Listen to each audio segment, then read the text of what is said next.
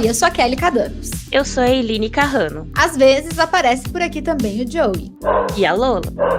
E esse é o Papo do Avesso. É um espaço para a gente falar sobre quem escreve e também sobre quem lê. Chega mais que o papo de hoje é sobre o papel feminino no audiovisual e nos espaços artísticos. E a nossa convidada de hoje é a autora e roteirista de um projeto lindo chamado Artistas São de Vênus e que você vai prestigiar com a sua presença hoje. É a Tatiana Uchina. Seja bem-vinda, Tati. Oi, gente. Muito obrigada pelo convite de vocês.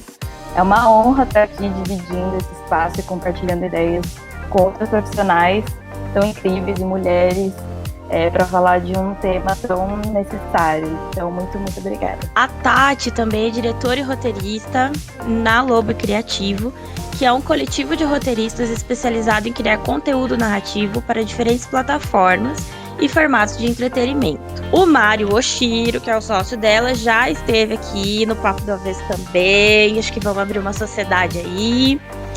E... Eles não estão patrocinando a gente ainda. Não estão, mas tudo pode acontecer, entendeu? Vamos providenciar essa parceria aí.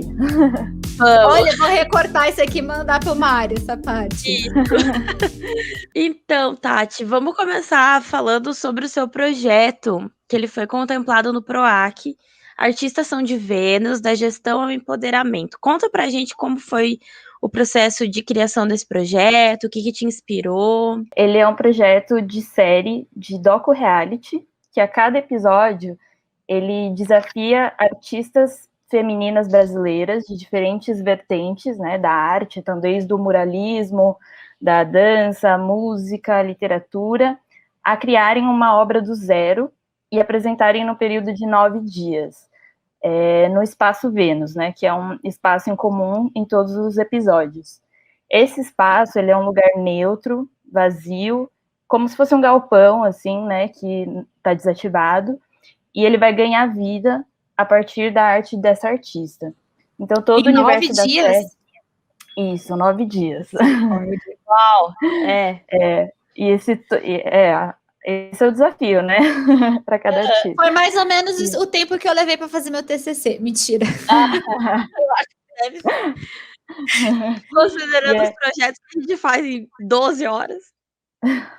Sim, Até que um tempo bom vai para uma artista aí que sempre tem que lidar com os deadlines da vida. Então, todo o universo dessa série, ele faz uma analogia entre o processo criativo das artistas e da gestação de uma mulher, né, quando ela fica grávida. Então, por isso são 9 dias. Esses 9 dias, eles remetem aos 9 meses, né, de gestação. Então, todos os detalhes, assim, dessa série, ele tem muita relação entre a gestação e o processo criativo. Então, até no meio tem ali uma doula que a gente coloca, né, que é uma outra artista que vai ali para dar um suporte tanto emocional quanto algo mais técnico, né, para essa artista que está ali no desafio, e assim por diante. Esse projeto, ele surgiu da junção da minha paixão, né, pela arte, porque eu sempre me interessei muito por diversos tipos de arte, e eu achava que faltava um pouco disso de uma forma um pouco mais leve, principalmente para a TV brasileira, né? Então, foi essa junção dessa paixão pela minha vontade de dar voz a artistas femininas brasileiras, né? E também da minha compreensão do meu processo pessoal feminino, assim. Eu estava ali num processo de entendimento, cada vez mais, ainda estou, e eu quis colocar isso de alguma forma nesse projeto, e aí foi nessa mistura toda que nasceu Artistas. Então, é isso. A gente como mulher, né, eu digo, a gente tem ganhado espaço cada vez mais para falar de alguns temas que há 20, 30 anos não tinham vez para voz feminina, né, como casos de política, esporte, alguns tipos de arte também, humor, enfim. Como que você vê hoje o papel da mulher nesses setores que antes eram absolutamente masculinos, assim? Como que você analisa o papel do feminino na cultura? Eu acho que é essencial, né, termos o papel da mulher cada vez mais forte em todos os setores da sociedade, né, porque é uma voz que foi calada por muito tempo e que, né, finalmente, assim, está ganhando espaço É claro que, né, a gente está num processo ainda de entendimento desde nós, como mulheres, né, como grupo, como força e poder, né, diante da sociedade, como a sociedade mesmo, entendendo, né, como que a mulher, ela funciona, né, nesse meio, e, né, numa sociedade que foi sempre construída a partir de um modelo patriarcal, né, então, é um processo, é lento, né, é natural que seja lento, essa compreensão, eu acho que leva um tempo mesmo, e ainda que hoje, né, ainda falta, né, espaço para as mulheres, e cada vez mais a gente alcançar esse equilíbrio, né, entre homens e mulheres na sociedade.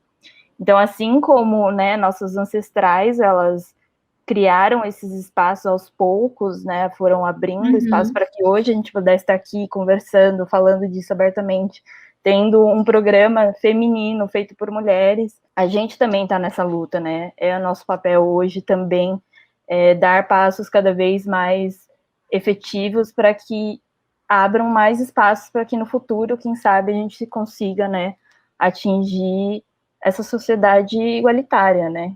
Que é o básico, que deveria ser o básico. Deveria ser o básico, exatamente. Eu acho que às vezes, né? Toda vez que a gente entra numa pauta feminista, mas eu não vou trazer uma coisa muito grande, eu vou trazer a micro-relação que eu acho que o feminismo da micro-relação, ele é muito pesado, assim. Toda vez que a gente entra nisso, a gente vê como é uma coisa extremamente básica, mas extremamente difícil das pessoas entenderem que é só uma questão básica. A gente não tá pedindo uma revolução industrial. Não, a gente não quer mandar em todo mundo, a gente não quer ganhar mais que ninguém. É só o básico, gente. Sim, são eu direitos, não quero roubar né? o emprego de ninguém, gente. Eu não preciso. Entendeu? Inclusive, né, agora eu tô trabalhando aqui com a Kelly, a gente sabe que a gente não aguenta mais o emprego, né? Mas, meu, é só o básico. É só respeitar o coleguinha. Não precisa, sabe, sair muito da casinha, assim.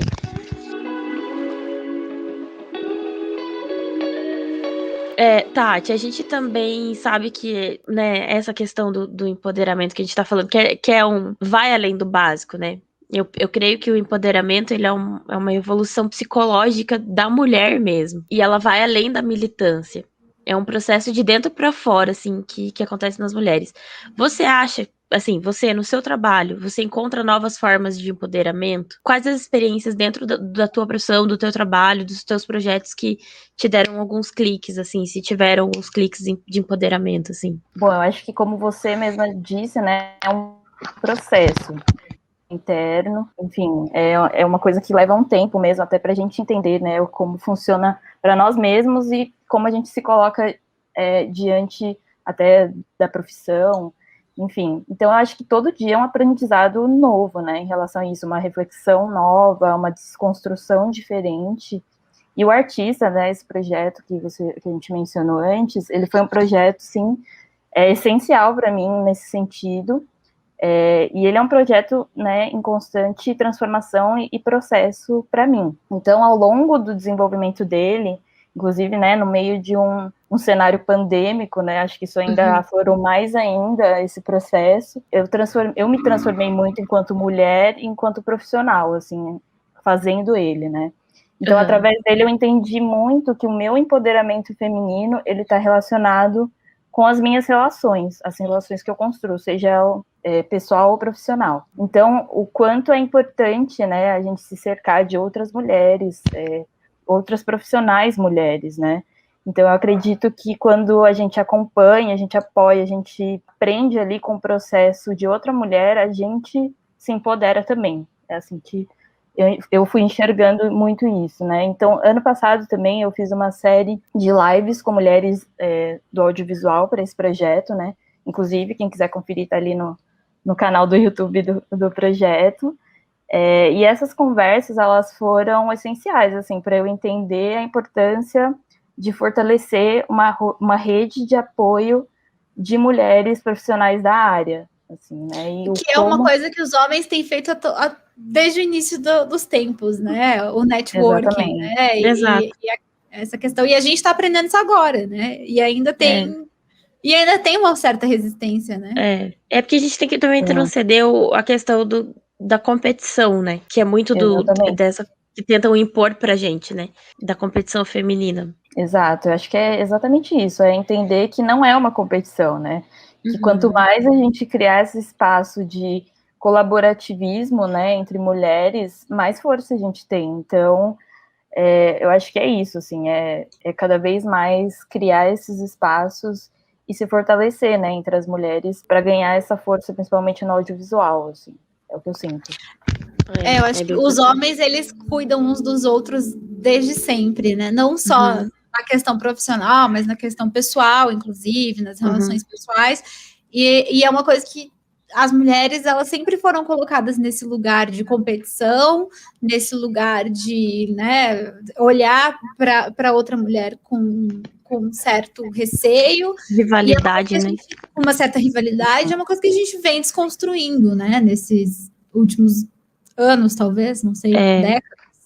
Mas, e é uma coisa muito enraizada, você vê, porque até mês passado eu tava trabalhando numa agência que só tinha mulheres. E aí eu lembro que eu contei para um amigo, falei, nossa, é muito legal, que são 8 mulheres no escritório e tal. Ele falou, nossa, imagina a rivalidade. E eu é isso? Falei, não tem. Inclusive, saí da agência, sou amiga de todo mundo até hoje. São pessoas que eu admiro profissionalmente, são profissionais extremamente capacitadas, maravilhosas, incríveis, mulherões da porra. E zero rivalidade, entendeu? Me acrescentaram humanamente, profissionalmente, de uma maneira que eu nunca vou ter como agradecer. E as pessoas só falam, nossa, poxa, um monte de mulher junto trabalhando. Mas no próprio Regra, né? A gente tem. Hoje no Regra, a gente tem uma maioria esmagadora de mulheres, né? A gente tem 2 homens. E tirando o Eric, que foi o fundador do Regra, mas que a gente está, né, meio que roubando o espaço dele, ele tem feito cada vez mais coisa, mandado cada vez menos, mas enfim, a gente tem 2 homens, né, em toda a equipe, né? É verdade. Porque, enfim, e as coisas fluem, as coisas funcionam, até melhor, inclusive, né? Porque a gente consegue, a gente se entende, a gente tem uma... a gente é mais proativa, a gente é mais organizada, a gente, né? E se auxilia, né? Tipo, não tô conseguindo fazer isso aqui, a outra assume. E a gente se entende, né?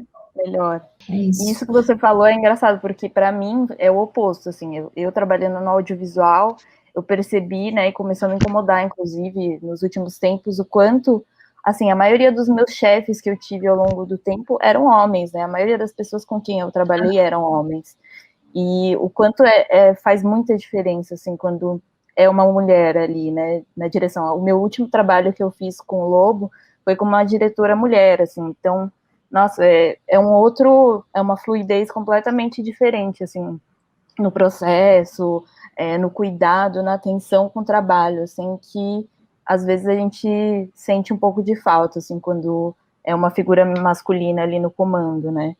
Então, acho que cada vez mais tem que ter mesmo, né, esse espaço de troca mesmo, né, entre mulheres, assim, porque eu acho que isso traz algo completamente diferente para o trabalho, né, ali para o projeto, e não querendo excluir os homens, pelo amor de Deus, né, assim, eu acho que é algo que tem que ser em equilíbrio também, mas eu acho que é isso, assim, é um olhar diferente, assim, quando existem mulheres ali no comando, por exemplo, né, principalmente para nós mulheres. Isso é outra coisa. Isso é outra coisa também. Eu sempre tive muitas colegas mulheres em todos os trabalhos que eu tive, né? Eu sou jornalista, então em todas as redações, a maioria esmagadora quase sempre é de mulheres, mas conforme eu fui migrando ali, por exemplo, de um jornalismo mais geral para o jornalismo político, por exemplo, o número de mulheres vai diminuindo, o número de mulheres que conseguem trabalhar nesse tipo de cobertura, né? Político, econômico, né? Esses temas que são mais pesados, mais relevantes, né? Não que os outros temas não sejam relevantes, mas são temas de maior responsabilidade, e aí o número de mulheres vai caindo, e o número de chefes mulheres, então, dá para contar nos dedos, assim, em 10 anos de profissão, o número de chefes mulheres que eu tive, né? Então, isso também é uma coisa, né? A gente tem um número grande de mulheres no mercado, mas conforme os assuntos vão sendo aqueles mais masculinizados, né, entre aspas, o número de mulheres vai caindo. Na política, pelo menos, é assim. Tipo, o número de mulheres jornalistas políticas com quem eu já trabalhei é muito mais reduzido do que o número de homens, por exemplo, né? E eu imagino que na cultura, no audiovisual, seja a mesma coisa. Exatamente. Infelizmente, né? Mas eu acho que, enfim, a gente está abrindo esse espaço cada vez mais e eu acho que é só o começo, né? A gente está nesse processo aí de evolução e entendimento disso. Eu acho que cada vez mais a gente vai ter mais mulheres e esses espaços não vão precisar mais ser essa prova, né, de que a mulher é capaz de fazer algo para estar ali. É simplesmente um espaço de direito da mulher, né? Então, assim como o homem, a mulher também pode estar ali. Então, acho que, enfim, como a gente falou, é o básico, né? O que deveria ser muito óbvio. Exato. Mas eu acho que, enfim, a gente chega lá ainda. Eu acho que a gente está caminhando para esse lugar, assim. Eu sempre falo isso. A gente gourmetiza algumas coisas que são simples na sociedade, né? É meu direito, ponto. Eu posso fazer tanto quanto você, ponto. Né? Não, mas aí a gente vai para. Você fala uma coisa simples, aí as pessoas vão para um lado totalmente mais complexo e tal. Mas não, é simples. Só, né? É isso. Mas vamos lá. É isso.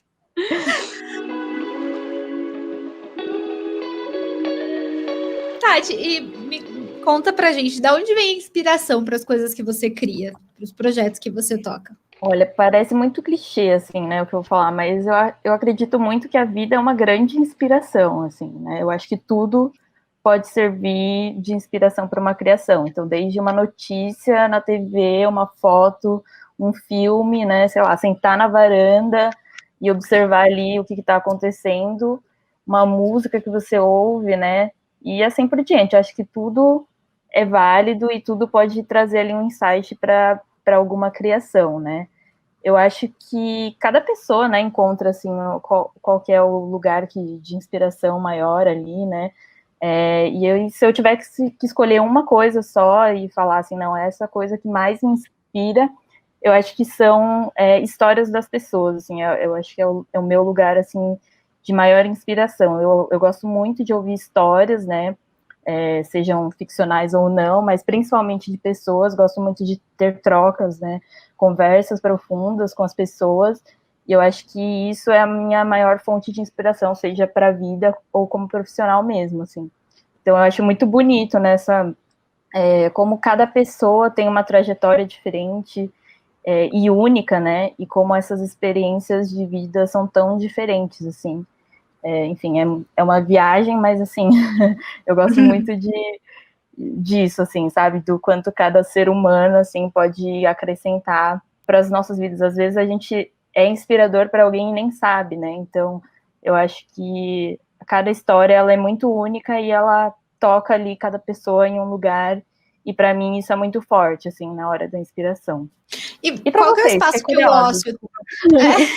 O quê? Eu ia te perguntar isso até, porque baseado na minha experiência pessoal, assim, qual que é o espaço que o ócio ocupa na sua vida, assim, de inspiração? Porque eu, quando eu tô muito alucinada, trabalhando, correndo, etc., eu não tenho muito tempo de parar, pensar, isso aqui eu vou escrever uma crônica. Eu preciso do ócio, assim, eu preciso estar fazendo nada, falando com ninguém, só ali existindo, para eu conseguir ter esses insights, nossa, vou escrever um texto sobre isso.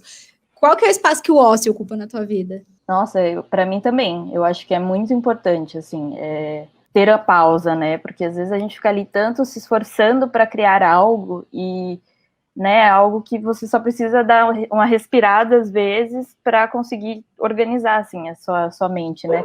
Na minha mente, que é 1000 por hora, assim, o tempo todo, eu preciso, assim, às vezes, quando eu não estou conseguindo criar, eu vou, sei lá, tomar banho, é algo que, para mim, assim, relaxa e parece que dá uma organizada. Banho criativo. Assim. Nossa, muito. Ainda mais agora, né, na pandemia, que a gente não pode nem sair para dar uma volta e, sei lá, olhar por nada. Para mim, o banho, assim, é um dos momentos mais importantes, assim. Então, acho que é extremamente importante, assim, o ócio, ele faz parte do processo criativo também, eu acho. Eu sou uma pessoa que eu não consigo ficar muito no ócio. Eu me sinto culpada. Inclusive, esses dias eu mandei pra Kelly. Falei, tudo bem, hoje eu não produzi nada na minha vida. Ela falou, não, relaxa, tal, né? Então, assim... Quarta-feira, assim, dia útil. Ele, tudo bem eu assistir Sessão da Tarde hoje? É, Tudo ótimo, amiga, vai na fé. né, não tava trabalhando, nada, então... Tudo ótimo, que inveja, Ok, né? inclusive. Então, assim, mas eu me sinto muito culpada, porque eu sou refém do eu preciso produzir, né? E eu acho que isso realmente me prejudica muito na hora de escrever, porque eu preciso de um momento mais clean, assim, tem que estar pensando em outras coisas, é verdade. Eu sou adepta também do banho criativo, gosto muito. Ou do cochilinho, Nossa, o cochilinho. Sim. Cochilinho, né? Aquele cochilinho de 5 horas, assim, ó. Nada melhor. Super, Cara, nada melhor. super. Acordar Sim. sem saber se é a noite de hoje, é a noite de amanhã já. Exato. É maravilhoso, maravilhoso. Sim. É o meu cochilo favorito. Sim. Mas isso que você falou de se sentir culpada, eu acho que é muito da nossa geração mesmo, né? De estar sempre tendo que estar produzindo, mostrando resultado. Sim. Eu também me sinto muitas vezes assim, tenho trabalhado um pouco isso, porque eu vi o quanto é importante, né, ter esses momentos assim de ócio, e que tudo bem, às vezes a gente não ser produtivo, né? Porque a gente não é máquina, a gente é humano, né? Então, não tem como a gente ser produtivo 100% toda hora, né? Então, é um processo também isso, né? Mas eu super entendo, assim, eu também me sinto, às vezes, muito refém desse sistema que quer toda hora que a gente entregue algo, né? Não, é isso. Eu aprendi a perguntar para mim mesma, estou fazendo isso para quem? Para mim? Ou para provar para todo mundo que eu não tô parada? Então, assim, acho que é um bom filtro. Estou fazendo isso. Tô culpada porque eu assisti Sessão da Tarde hoje. Eu podia estar, sei lá, fazendo um novo esporte. Eu odeio esportes. Eu vou realmente estar fazendo para alguém, que para mim não vai ser. Então, assim, tem que ter o filtro, assim. E eu acho que tem um problema, no meu caso e no da Eline, pelo menos, que é a ansiedade, né? Eu tomo remédio para ansiedade. Então, assim, o ócio, para mim, ele é importante, mas ele é muito difícil em alguns momentos. Porque quando eu sei que eu tenho coisas acumuladas para entregar, eu não consigo falar assim, agora eu vou assistir Sessão da Tarde. Não consigo me concentrar na Sessão da Tarde. Eu fico pensando, não, mas tem a planilha para preencher, tem não sei o que para organizar. Então, eu fico muito nessa, né? Fico muito alucinada, assim. Então é difícil chegar lá, assim, nesse ócio que você fica, não, agora eu só vou fazer nada, assim, só isso. Agora que eu e a Kelly estamos trabalhando juntas, ela fala, cara, eu vou ligar pra avó mandar desligar o seu modem. É isso, assim, eu vou mandar a avó cortar o cabo da sua internet, porque, cara, é isso. Mas é nossa, ela não pode falar nada, porque é nosso, tá? É nosso, e aí, pior que é. 9 horas da noite, a gente tá fazendo coisa, e daí eu trabalho até às 6. Ninguém pode me obrigar a não trabalhar.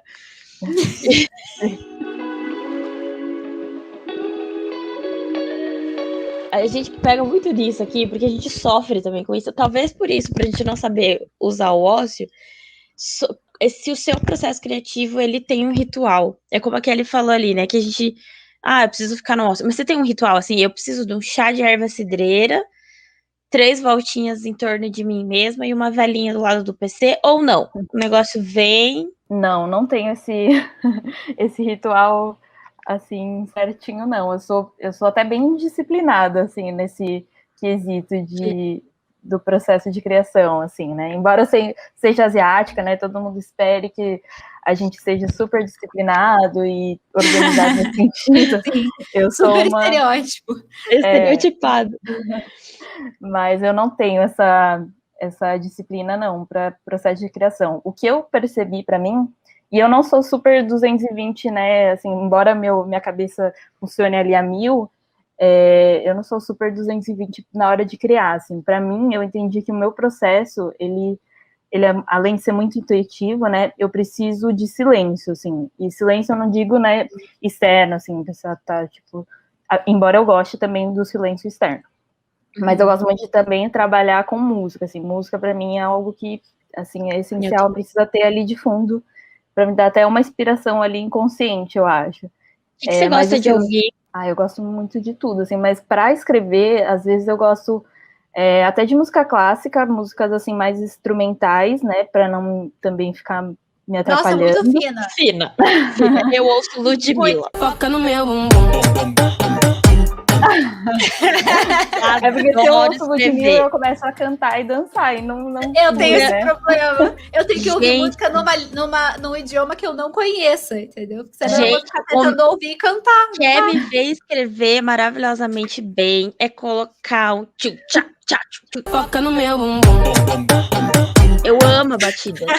E aí eu escrevo muito bem, verdade. Eu acho que depende, né? Depende do que você tá escrevendo. Tem coisas assim que às vezes eu escrevo e consigo ouvir uma música assim que eu gosto, mais pop, enfim, e flui, né? Mas às vezes quando eu preciso de muita concentração, assim, aí eu preciso ouvir uma música, né? Ou que eu não conheça, ali um rock mais indie, desconhecido, alguma coisa assim, qualquer coisa diferente para não desconcentrar, assim. Mas para mim, eu acho que o silêncio que eu disse é uma coisa muito mais interna, assim, que é até, acho que um pouco relacionado com o que a gente falou do ócio, assim, né? Porque eu entendi que o silêncio interno, para mim, ele é tipo o terreno fértil das minhas criações, assim, né? Então é quando eu consigo, eu acho que é quando você está meio que em paz, assim, né? Então você consegue observar melhor o que está ao seu redor, o que está acontecendo, que você consegue se escutar melhor. E aí eu acho que é quando eu me sinto mais livre, assim, para criar, né? Que é quando você faz essa pausa mesmo, né? De tipo, eu não preciso criar para alguém fazer em tal hora, ter o deadline, e eu só preciso, né, sei lá, só precisa vir ali o que tem que vir, e enfim, e aí eu... Deadline não te atrapalha para criar? Para mim é bem ruim. Depende, para mim eu acho que às vezes funciona bem, porque, né, eu coloco ali essa meta, senão eu fico ali viajando. Senão eu fico devagando, não faço nada. É isso. Eu gosto deadline, daqui 10 minutos você tem que entregar, e é isso, então vai sair alguma coisa. Não, eu entrego, mas eu acho que as coisas que eu faço de uma maneira mais espontânea, elas saem melhores, elas saem mais caprichadas. Mas sim. O deadline me quebra.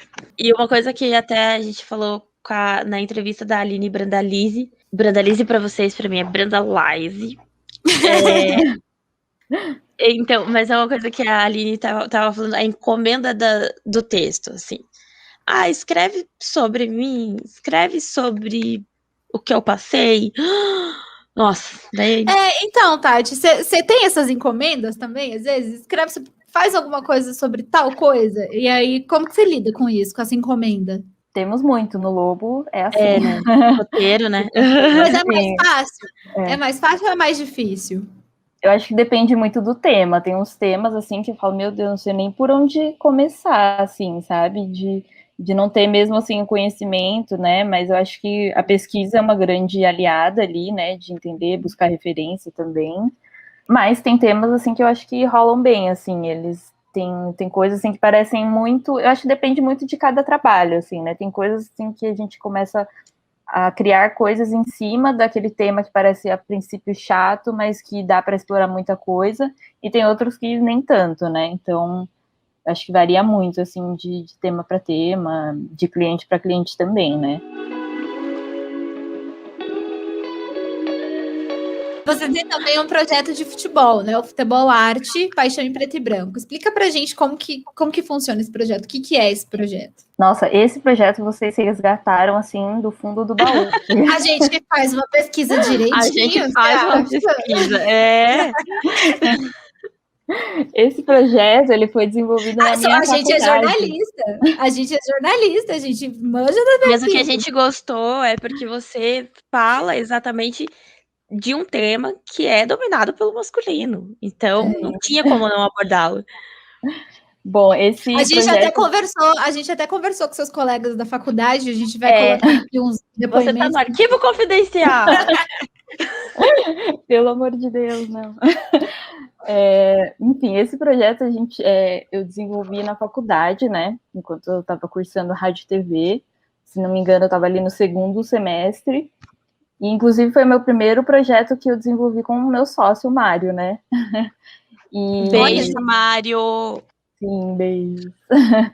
E nele eu atuei, na verdade, como produtora, né? Embora o processo criativo ele tenha sido muito em conjunto ali no nosso grupo. O roteirista foi o Mário, que desde sempre estava ali, né, no roteiro. Eu até, inclusive, né, um adendo, assim, eu trabalhei muito em produção, assim, eu sempre achava que eu queria ser produtora, e por muito tempo eu trabalhava ali com com produção, e embora eu gostava muito de escrever, então ali o Lobo foi meio que o paralelo que me levou para a escrita, e hoje, né, trabalho como roteirista. Então, esse projeto, ele tinha uma premissa ali, né, dada pra gente, que era um radiodocumentário, e ele tinha que trazer memórias de pessoas que tinham assistido a TV ali nos anos 50, que foi quando a TV veio para o Brasil, né? Então, são aquelas pessoas que tinham ali as primeiras lembranças, e o tema do nosso projeto era o futebol, né? Porque cada grupo tinha um tema, e aí a gente foi o futebol. E esse, nossa, foi um dos projetos, assim, acho mais especiais que eu fiz na faculdade, porque a gente entrevistou pessoas, né, mais velhas, que têm ali uma experiência completamente diferente, né, em relação à TV. Pra gente que estava começando ali a trabalhar com TV, foi muito legal, assim. Então, a gente entrevistou o Silvio Luiz, né, o locutor, a gente entrevistou o Pepe, que era jogador do Santos, que jogou com o Pelé também na época, e uma torcida organizada de São Caetano, né? Que era muito legal, que eram vários senhores, assim, e aí eles tinham um líder lá que falava super bem sobre as sensações, assim, da época, de como eles se reuniam. Essa sensação do futebol, né, que sempre foi muito forte no nosso país, e, enfim, ter, assim, essa visão de pessoas depois de tanto tempo, assim, foi muito legal, assim. E na época não tinha podcast, né? Então era um rádio documentário. E foi muito legal criar todo esse universo. Chegamos numa fase, né, que a gente fala Exato. naquela época. Nossa, pois é, gente. Que isso? Como que isso aconteceu? Sei como é. E aí, então, a minha sobrinha, a gente vai falar assim, rádio documentário. Ela vai olhar pra nossa cara e vai falar assim, quê? Super. Rádio, que isso, né? Nossa, não tinha podcast? Isso. Mas é muito legal, assim, acho que foi o único trabalho que eu fiz, assim, mais voltado ali pro rádio, né, na época, porque o curso era de rádio e TV, mas o foco sempre é mais, né, pro audiovisual do que somente pro rádio, e criar todo esse universo lúdico, né, do futebol, do passado, dos anos 50, assim, foi muito legal, assim, pelo rádio, né, pelo áudio apenas. E, então, que é mais sabe, desafiador, né? Exato. Você não tem a imagem para te apoiar, você só tem a voz, é isso. Sim. E você tem que fazer a pessoa se sentir nos anos 50 só ouvindo. Quem sabe a gente não resgata esse projeto aí, cria um podcast. Eu acho super. Parceria Lobo Criativo, Sonhos do Avesso. Eu sou a louca do podcast. Se você me chamar para fazer podcast, qualquer coisa eu vou topar. É verdade. Maravilhoso. Eu criei o hábito de ouvir podcast com a Kelly mesmo. De tanto ela me mandar os podcasts, eu acabei criando esse hábito mesmo. Eu ainda estou criando esse hábito, para ser sincera, assim, não é algo que eu consumo tanto, mas é muito legal, assim, gente, é um universo, assim, também que tem muitas possibilidades, eu acho. Então, o meu primeiro trabalho foi em rádio, né, como jornalista, então eu sou muito apaixonada por esse universo, assim, eu não sou muito fã da TV, eu demorei muito para começar a gostar desse jornalismo multimídia, né, de vídeos e etc, demorei muito para começar a gostar disso, mas o rádio para mim sempre foi uma paixãozinha, assim, então eu sou a louca do rádio, do podcast, de tudo, então... E podcast aumentou muito agora na questão da pandemia também, né?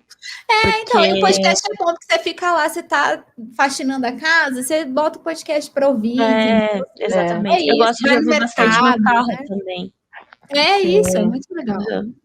Eu, inclusive, eu estou completamente desatualizada das músicas hits do momento, porque eu tô só ouvindo o podcast, entendeu? Vou fazer um Excel para você.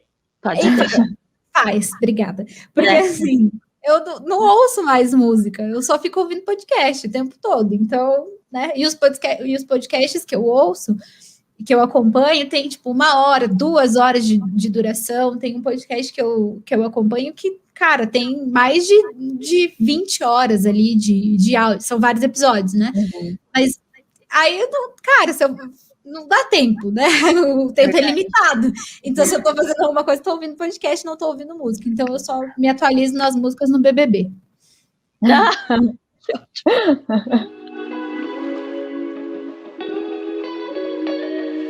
Conta pra gente como que você se vê daqui uns anos na sua profissão, como você vê o cenário feminino no audiovisual, como que você vê o papel da mulher, você acha que a gente já está caminhando para um protagonismo, ainda que em passos lentos, o que você acha? Olha, eu me vejo cada vez mais criando, acho que, projetos colaborativos, né, diversos e acessíveis, porque eu acho, pelo menos para mim, né, criar projetos, eles têm que estar muito associado ao meu propósito de vida, assim, né, então eu gosto de trazer, enfim, temáticas relevantes e que traga assuntos diversos e, enfim, eu me vejo cada vez mais criando isso, trazendo mais relevância, né, para esses temas. E aí, quem sabe, né, a gente vê um reflexo disso maior do mercado mesmo, né, audiovisual, né? Então, quem sabe um lugar, esse espaço audiovisual onde as pessoas, enfim, tenham esse lugar, né, de fala cada vez maior. E eu realmente espero, né, que no futuro a gente veja mais equipes femininas, com diversidade LGBTQIA+, raças, da preta, indígena, amarela, mais presente, né, e ganhando cada vez mais notoriedade. Eu acho que o Golden Globes foi um pouco um reflexo do que está acontecendo, né, hoje nesse processo de mudança, e eu espero que cada vez mais isso aconteça, né. E aí também, né, quem sabe, num cenário um pouco mais utópico, que o setor audiovisual tenha mais investimento, né, e a cultura do Brasil tenha mais investimento, porque eu acho que isso é muito importante, assim, enquanto sociedade, né, para o mercado audiovisual, porque a gente já entendeu, principalmente nessa pandemia, a importância, né, do mercado audiovisual, da cultura e da arte, né, e, enfim, quem sabe as instâncias maiores também percebam isso, né, e comecem a investir mais. E sobre o papel... Oremos, Nossa, né? por favor. E sobre o papel da mulher, eu acho que trazer essa perspectiva, né, de que muitos anos foi calada, foi deixada ali de lado, ela é extremamente essencial, assim, ela precisa ser ouvida, né, e não só no audiovisual, mas em todas as áreas, né, da vida, assim, e eu acho que cada vez mais normalizar aquilo que a gente falou, né, normalizar o espaço da mulher como um lugar que ela quiser, né, estar ali, porque é de direito, e que a gente não precisa mais ficar ali provando a todo momento que a gente merece estar ali.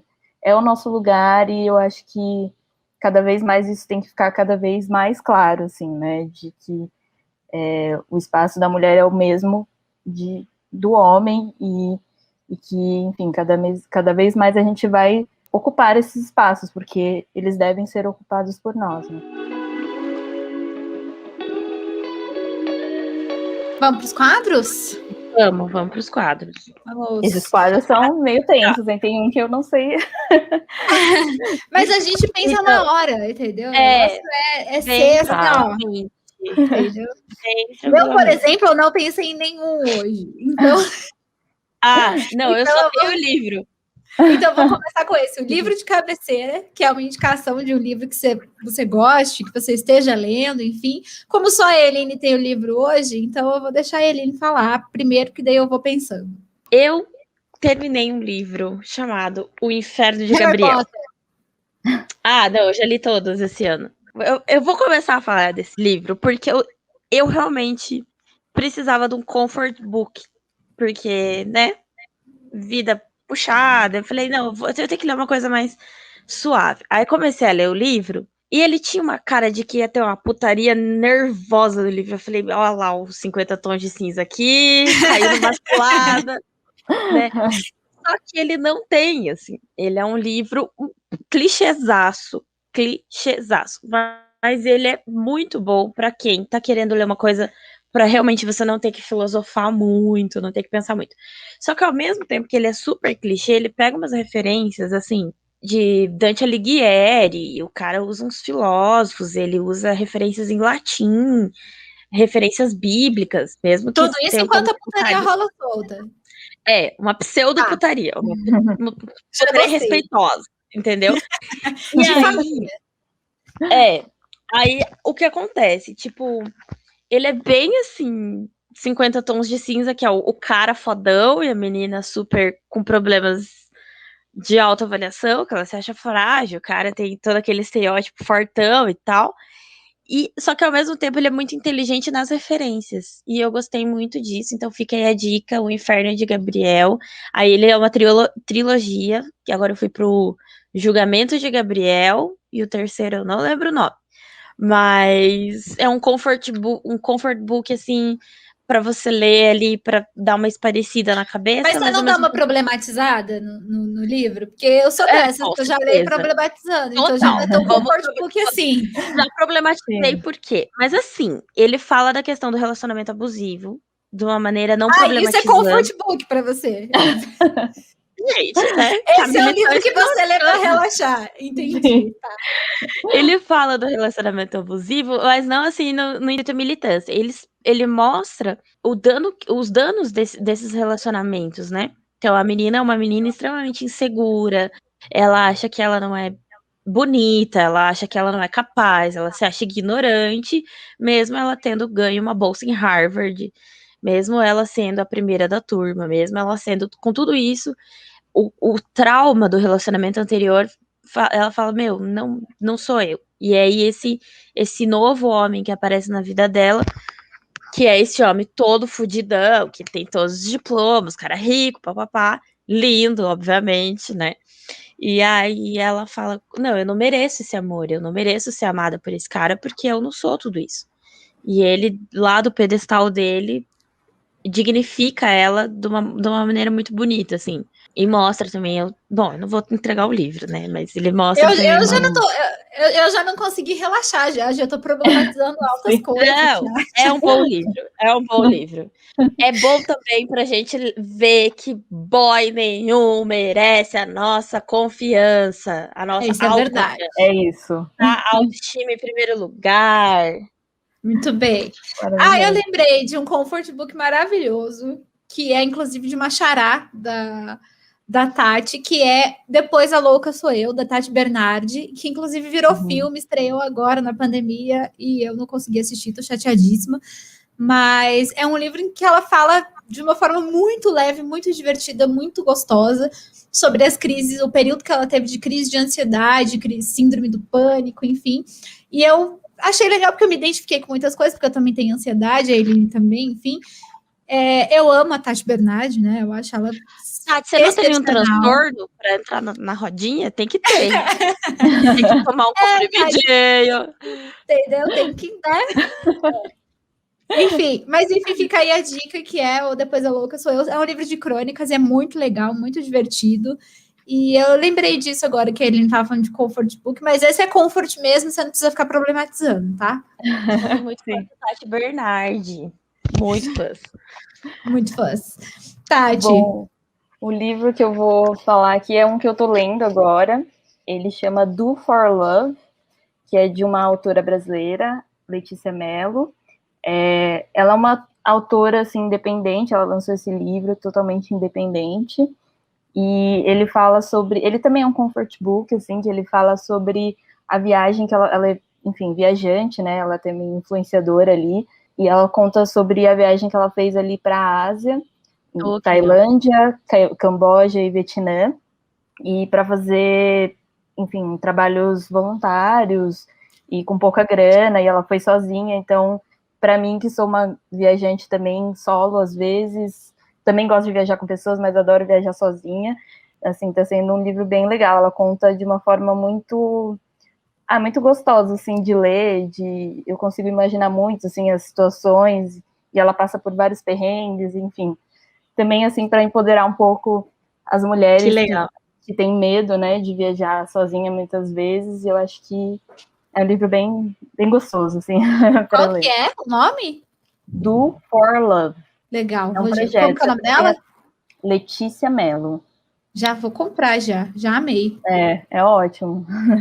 Adoro diário de O Insta bordo. dela, o Insta dela é bem legal também, porque ela, enfim, faz algumas. Ela escreve assim um pouco o que ela sente assim das viagens, das sensações dela, assim, é bem, bem interessante. Eu já fiquei um pouco deprimida com esse papo, porque eu queria viajar, entendeu? Eu tive que desmarcar uma viagem para a Grécia por causa da pandemia, Tá entendeu? numa fase white people problem. Tô, claro, ó, gente, dá licença, Barbie fascistinha chegando, entendeu? Nossa, essa semana Classe a gente média sofre. estourando de problema no trabalho, estourando. Assim, o mundo caindo, ela me manda, amiga, precisei cancelar a minha viagem para a Grécia. Ah, vai achar o serviço? É isso? Mas eu explico porque assim, antes eu não tinha dinheiro para viajar. E agora que eu finalmente tenho dinheiro para viajar, eu não posso viajar por causa da pandemia, cara. É muito injusto isso, entendeu? É triste. Verdade. É isso. Eu sei, é bem classe média sofre, assim, mas me deixem. Me deixem, já passa. É bem, vamos tirar o PT porque eu não consegui ir pra Disney. Isso. Sim. Mas eu não consegui ir pra Disney com o PT mesmo. Eu era pobre naquela época. Amiga, a gente era universitária. Exatamente. Então. Bolsista ainda. Bolsista. O máximo que a gente conseguia era comer uma pizzaria na esquina da faculdade. Isso, verdade. E assim, tá Enfim. tudo bem. Quadro 2. Escrevi, mas não mandei. Coisas que você escreveu, mas achou ruim e acabou jogando fora. Ou uma história sobre algum texto ou projeto, no caso da Tati também, né? Que não saía de jeito nenhum. Quem vai primeiro? Acho que começa, Kelly. Você. Tá. Pode ser. Pode começar. Vou começar pra vocês verem. Eu, inspirada nessa indicação da Tati, eu lembrei de uma coisa que eu me prometi que eu ia escrever e eu ainda não escrevi. Aqui em casa, gente, ignora. Ah, tudo bem. Tudo bem, gente. Pandemia tem obra mesmo, é isso. Desculpa, Kelly. Mas eu lembrei de um texto que eu me prometi que eu ia escrever e não escrevi. Que eu, em novembro? Acho que foi em novembro. Eu faço aniversário de casamento, né? E aí eu e meu marido planejamos uma viagem para, né, fim de semana, né? Para comemorar a nossa viagem. E aconteceu que faltava 2 dias para a viagem e ele não podia ir na viagem por causa do trabalho. Aí eu falei, bem, a viagem está paga. Se a gente não for, a gente vai jogar esse dinheiro fora. Eu não tenho que trabalhar, então assim, fique aí trabalhando e eu vou curtir essa viagem maravilhosa. Fiquei 4 dias em Fortaleza, sozinha. E eu também nunca tinha viajado sozinha. Já tinha viajado sozinha a trabalho, mas assim, a lazer nunca.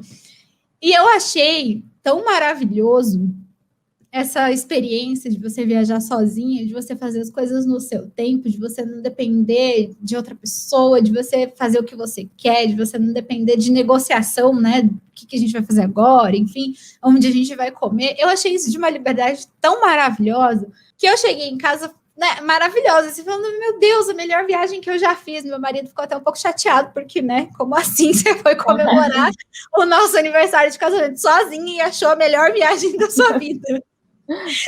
Mas tudo bem, eu achei mesmo maravilhoso. E eu tinha prometido para mim mesmo que eu ia escrever, inclusive para os sonhos, uma crônica falando sobre essa experiência de viajar sozinha e etc. E até hoje eu nunca escrevi. Então é isso.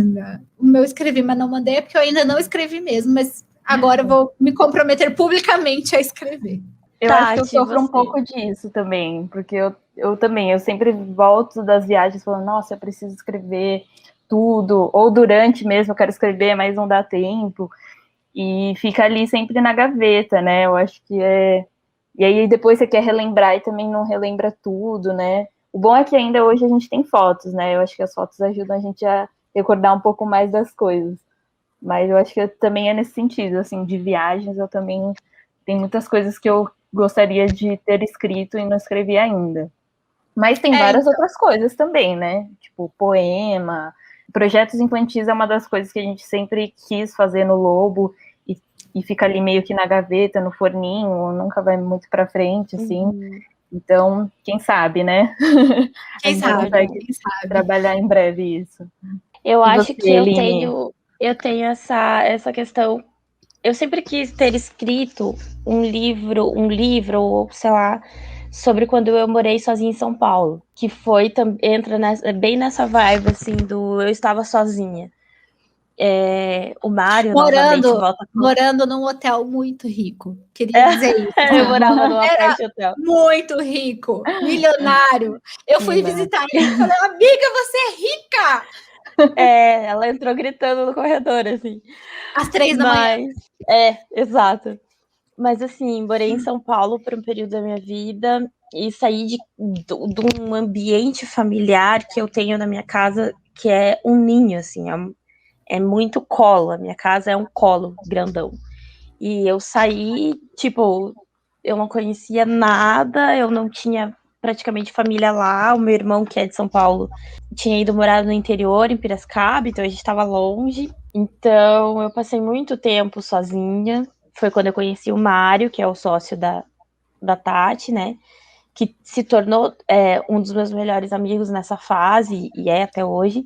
Muito por isso, assim, por ele ter sido a pessoa que eu me identifiquei em São Paulo e que realmente era quem eu confiava, com quem eu dividia todas as coisas. E eu tava longe da minha família, da minha melhor amiga, que era a Kelly, que é a Kelly, né? Então a gente até brinca, assim, Se que a era, gente e eu fiquei sobreviveu. tipo, Desculpa, não vai se repetir. Mas a gente tem uma brincadeira interna, assim, que a gente fala que a gente sobreviveu a São Paulo, porque foi muito difícil, assim, né? E agora a Kelly mora em Brasília, então estamos sobrevivendo a Brasília. Mas a Eline vai vir morar em Brasília comigo em breve. Temos planos Já, aí. já estou trabalhando nisso. Já estamos mexendo pauzinhos. E aí é isso que acontece, né? Então eu acho que foi um processo de um breaking bones muito forte para mim. Era um momento em que eu realmente não tinha, entre aspas, com quem contar, era eu por mim mesma. E isso acarretou principalmente na questão da autoconfiança. Eu era muito essa menina que eu tinha medo de fazer coisas, eu acreditava que eu não era capaz de muitas coisas, e esse período em São Paulo ele me mostrou que eu sou, que é só eu me propor e estar disposta que eu vou conseguir fazer. Então eu acho que eu devia escrever sobre isso. Devia Por mesmo. isso. Com certeza. É verdade. Eu vou colocar aqui na sua lista de atribuições, quero na minha mesa segunda-feira. Sim. Quero na minha mesa segunda-feira. Estamos trabalhando com deadlines agora.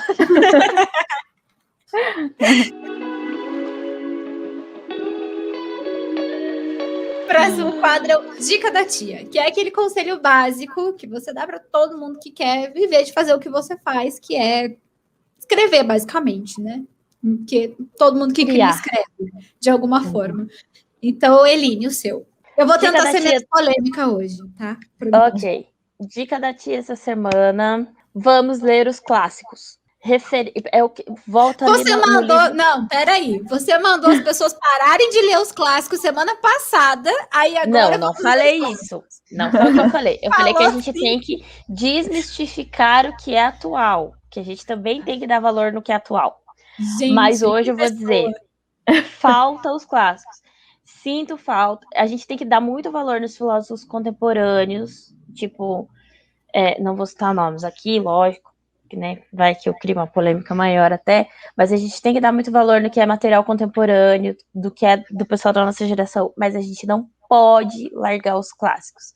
Esse livro que eu indiquei, O Inferno de Gabriel, ele me mostrou como você consegue fazer do clichê uma coisa, um nível a mais, quando você tem umas referências boas, assim. Então, vamos lembrar de ver os clássicos para melhorar o que é contemporâneo também, para complementar, né? As coisas se complementam. Então, não esqueçam. Sim. Método de escrita não precisa estar congelado no que é clássico. Você pode inovar, criar a tua linguagem, isso aí não é um problema. O que você não pode é tirar as raízes, né? A gente vem de uma cultura, a gente tem uma cultura brasileira riquíssima, então acho que às vezes a gente esquece um pouco do que é nosso e acaba gourmetizando o que é cultural, o que é tradicional. Então vamos ler clássico, vamos lembrar de que a gente vem de algum lugar. Para criar um novo, a gente tem que lembrar do antigo também. Essa é a dica. Que bem. Boa. A minha dica essa semana é menos polêmica, porque eu tô muito chata essas últimas semanas, implicando com vírgula, implicando com regência verbal. Então, essa semana eu só vou implicar com a pesquisa, tá, gente? A minha dica é só essa. Pesquisem as coisas antes de escrever, porque às vezes um Google resolve.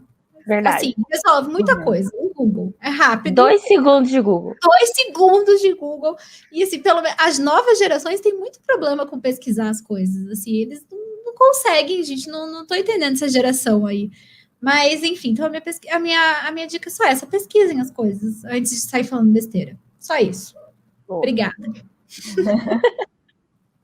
Tá. A minha dica, ela parece muito óbvia, mas escreva, eu acho, né? Porque eu acho que, embora seja óbvio, é muito real, assim, porque eu acho que tem muita gente que tem medo, né? Acha que não escreve bem, e aí deixa de escrever porque não tem técnica. Enfim, eu acho que tem que escrever sim. Eu sou uma prova disso, assim, porque eu sempre gostei muito de escrever, mas eu achava que eu não tinha técnica suficiente para trabalhar com isso. E a técnica, eu acho que a gente aprende, a gente busca, a gente lê livros, vai buscar referências, e com a prática a gente vai evoluindo, né? Então, a escrita mesmo, por si só, eu acho que ela é única. Então, a história de cada pessoa é única, nós somos únicos e vivemos experiências diferentes, e só você, né, só eu, só posso escrever aquilo que eu quero, né, do meu jeito, com o meu ponto de vista. Então, eu acho que é isso, escreva, porque o espaço no mercado existe para todo mundo e a gente precisa de histórias cada vez mais diversas e únicas. E é isso, né? As pessoas, elas falam, eu queria tanto ser uma escritora, mas nunca escreveu uma linha, né? E aí não tem milagre, né, gente? Verdade, é verdade. E aí fica um pouco difícil, coisas, né? Tipo assim, queria ganhar na Mega Sena, mas eu não jogo. Então, Pois é. Fica difícil mesmo. Fica um pouco difícil. O próximo quadro é Aconteceu com a Minha Amiga. Aquele texto, livro, cena, situação que foi inspirado na sua vida, mas você não gosta de admitir, ou coisas engraçadas que parecem ficção, mas aconteceram de verdade. Aconteceu com a minha amiga. Pode, Kelly. Esse é o mais difícil para mim. Eu posso começar, porque eu tenho uma história muito maravilhosa que aconteceu recentemente. Estava eu trabalhando, recebi uma mensagem, uma ligação em vídeo de uma amiga. E essa amiga falou assim, olha, amiga, eu ganhei flores, né? E com um cartão escrito eu te amo. E, né, assim, num dia aleatório, não sei por que eu recebi essas flores. E eu falei, que legal, né? Que show, de quem é? E ela falou assim, eu não sei. Eu amo que essa minha amiga, ela não fazia a mínima ideia de quem tinha mandado flores dizendo eu te amo para ela. E assim, a gente pensou em 3 nomes, entendeu? Antes de pensar no nome do namorado dela. A gente pensou em 3 nomes. Não, pode ser fulano, pode ser cicrano. Não, também tem fulaninho, né? Não sei o quê. Tá, mas seu namorado. Enfim, eu achei uma história maravilhosa. E aí, é isso. Ela acabou descobrindo de quem era, mas foram alguns momentos de tensão. E eu achei muito maravilhosa essa história. Sério. Minha ídola. Acontece. É isso. Hoje nem meu marido me manda flor, então achei bom. Eu gosto muito de flores. Eu acho que é uma atitude necessária, assim, para todo mundo. Eu não gosto porque eu não sei cuidar, daí elas morrem, daí eu fico triste, daí, enfim, não gosto. Acontece, né? E você, Tati? Eu vou antes? Olha, pode ir. Posso ir? Tá bom. Não, fiquei pensando. Bom, aconteceu recentemente comigo, né, um pouco antes da pandemia. E estávamos. Ou seja, há 10 anos atrás. 25 anos atrás. A gente estava no churrasco de amigos, assim. A gente estava bebendo e tal, churrasco, não sei o quê. E aí eu estava junto com uma amiga minha, a Aline. E aí a gente bebendo, e aí teve um momento. Eu raramente fico muito, muito bêbada. A Kelly já bebeu muito comigo, ela sabe que para eu passar do limite, assim, do eu vou desmaiar, é muito difícil. Eu fico bêbada. Fico normal. Bêbado normal. Ai, agora eu só lembrei da vez que você ficou tão bêbada que vomitou na casa da minha ex-sogra. Maravilhoso, no balde da casa A dela. única vez que a mulher me viu na vida. Exato. Aí eu vou contar essa no próximo podcast. E aí, tudo bem. Aí estava desse churrasco com a menina. Aí eu olhei pra minha amiga e falei, Aline, vamos embora que eu, né, tô bêbada. E tal. Daí ela falou, meu, você nunca assume que você tá bêbada. Eu falei, não, mas hoje eu tô, né? Aí dei aquele A tchau Eline de nunca mim. assume que está bêbada. Uma vez eu tive que esconder a chave do carro dela, porque ela não acreditava que ela Eu não, estava bêbada. não. Meu, quando eu bebo, eu me torno uma pessoa invencível, cara. A sua sorte é que você tem eu.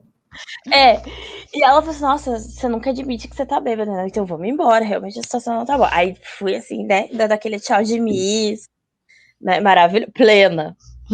A hora que eu fui sair da casa, o meu salto enroscou no degrau e eu caí assim, de boca no chão. E eu estava com uma latinha de cerveja na mão.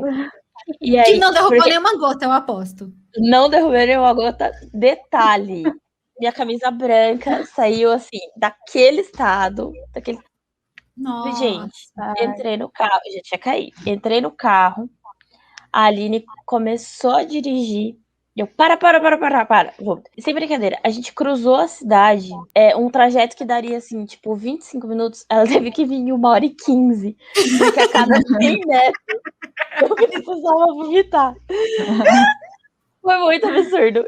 E assim, nesse meio tempo veio o mendigo perguntar se eu tava bem. Sabe? Ai, que delícia! Foi maravilhoso. E eu vou escrever. Saudade de ficar bêbada assim. Ai, saudade. Gente, maravilhoso. Gente. Mas você lembra da vez que eu quebrei o salto no meio da faculdade, que eu também caí de boca? Eu nem tava bêbada, só quebrou meu salto. Eu lembro também de uma vez. Ah, a gente começa no eu lembro. E a gente estava num bar aqui de Curitiba que é famosíssimo. Pode falar o nome do bar? Não tem problema, né? Fala o nome do bar, vai que ele No Bar do resolve Alemão. patrocinar, Inclusive, a Tati, quando vai pra Curitiba, que ela tá pra vir pra Curitiba, a gente leva você lá, Tati. Não pode vir sem ir lá. E é um bar super conhecido, baladinho, né? Tal. Aí tava eu e a Kelly, porque a gente amadureceu em determinado momento da nossa vida. A gente falava, vamos tomar um chopp e vamos embora. Isso nunca aconteceu. Nunca aconteceu. E aí a gente tava nesse um chopp, que já tava no 21º chopp, e eu vi que ela baixou na mesa. Eu falei, só vai pegar alguma coisa na bolsa, né? Quando eu olhei, ela estava vomitando embaixo da mesa do bar. Em minha defesa, pelo menos eu não vomitei no garçom. Ah, é verdade. Temos um amigo que vomitou no garçom. E aí, eu falei assim, gente, eu achei que ela só tava pegando um negócio na bolsa. É porque eu sou fina, entendeu? Eu sou muito fina. Fina. Pagamos a conta e fomos embora. Até hoje ninguém sabe o que aconteceu.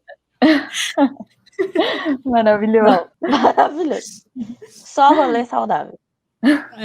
Tati, o seu agora. Por favor, Tati. Não vem dizer que você não bebe.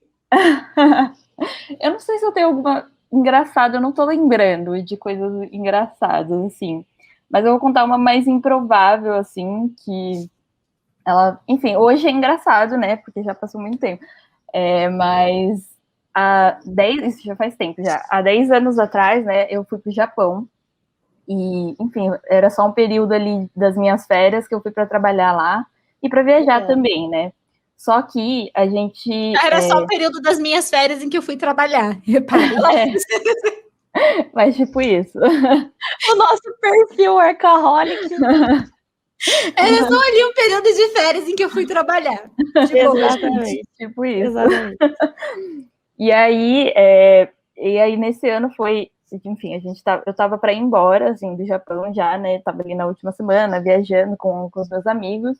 E aí eu tava com umas amigas, a gente foi num parque de diversões que tinha ali, né? É meio famosinho no Japão até, que tem, tipo, as montanhas-russas que estão no Guinness, essas coisas, né? E aí a gente tava na fila, né? Já tava para entrar, assim, no brinquedo, tava, tipo, as próximas a entrar. E aí começou a balançar tudo, assim, tipo, tudo mesmo, assim, começou a ter um terremoto ali. E aí a gente começou a gritar, porque a gente começou a ver, o brinquedo veio com tudo, né, chegou, aí a gente achou que era o brinquedo que tinha causado algo, né, tinha dado ruim ali, E aí a gente começou a ver tudo balançando, assim, a cabine, não sei o quê. E a gente, tipo, desesperada, gritando, meu Deus, o que tá acontecendo? E os japoneses na fila, em silêncio, assim, tipo, pleno. Aí a gente, meu Deus, eu vou morrer. É tipo só mais um dia. Aí a gente falou, meu, acho que é algo normal, né? Tipo, pra eles. O pessoal da fila assim, olha, filho, aquilo ali que é um brasileiro. Tipo isso.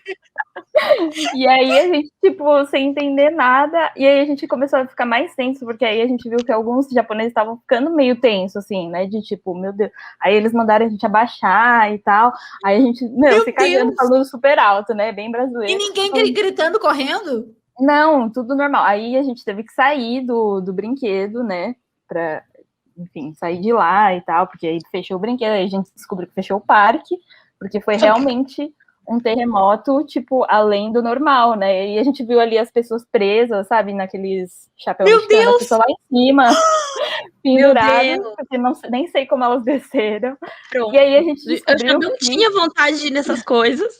Agora tem menos ainda. Acabou pra mim. E aí saiu revoltadíssima de lá, porque a gente não tinha ido num dos brinquedos que a gente mais queria ter ido. Só por causa do terremoto. E aí a gente, tipo, eles deram um ticket lá que valia pra voltar e tal, só que a gente tava pra ir embora, né?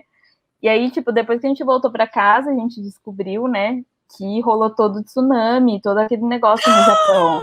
Nossa. Mas isso foi quando você tava lá? Sim, eu tava lá. E todo mundo fica assim quando eu falo, mas não tava na região do tsunami, né? Mas assim, o terremoto pegou o Japão, assim, quase que inteiro. E foi, tipo, um dos maiores da história do Japão, né? E a gente... Uma sobrevivente. Num parque de diversão. Quando ali. deu a tsunami, tava no Japão, o que você tava fazendo? Eu tava na montanha-russa. Fiquei chateada que eu não pude ir na montanha-russa.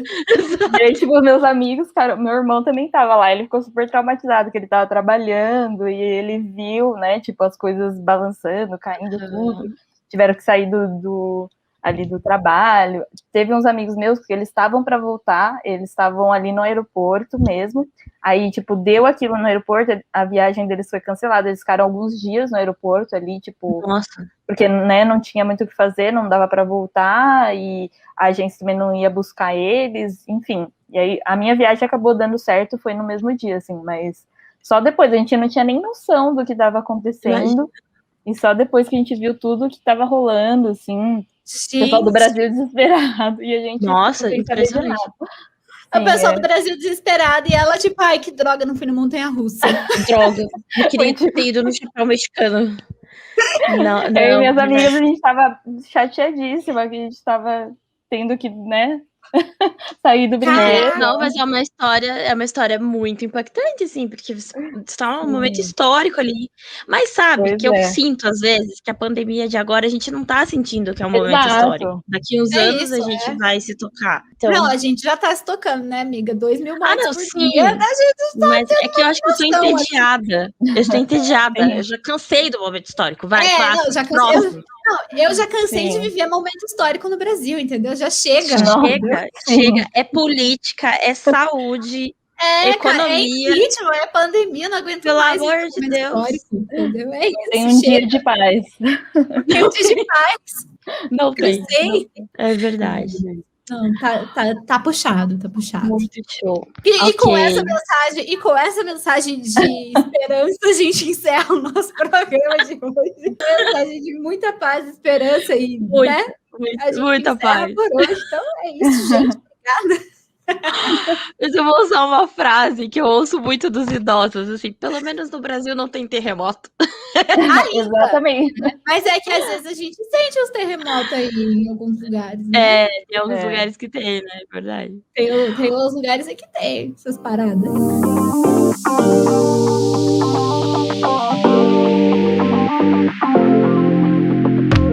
É isso, gente. Eu espero que vocês tenham gostado da nossa companhia. Mais uma vez, a gente agradece a super companhia da Tati. Foi muito legal, Tati. Volte sempre, a casa é sua. Não deixe de nos visitar, porque a gente adorou o papo de hoje. Eu que agradeço vocês pelo convite. Foi muito gostoso estar aqui com vocês, trocando essas experiências e essas histórias. Adorei também conhecer um pouquinho mais. E parabéns pelo projeto de vocês. Eu acho que É isso mesmo, vocês têm que fazer cada vez mais, entrevistar mais pessoas, dou toda a força para vocês continuarem e quem sabe nascer essa parceria do Lobo com um sonho, hein? Já quero, já tô escrevendo projeto aqui, ó, rascunhando. Segunda-feira na sua mesa, Tati. Segunda-feira na sua mesa. Não esqueçam, gente, de também seguir a gente nas nossas redes sociais. É @sonhosdoavesso. A gente vai se ver sempre por aqui com convidados incríveis como a Tati, falando de todo tipo de assunto. E você pode mandar sua sugestão, viu? Entre em contato com a gente nas nossas páginas e fala pra gente o que e quem você quer ver por aqui nos próximos episódios. Não esquece de seguir a gente nas redes sociais também. Eu sou @li_carrano. E eu sou @kellycadanos. Tati, dá seus arrobas também. E eu sou @Tati Ushina. Esse podcast é uma produção do Regra dos Terços. Segue também nas redes sociais. É isso, gente. Até a próxima. Obrigado. Tchau. Beijo.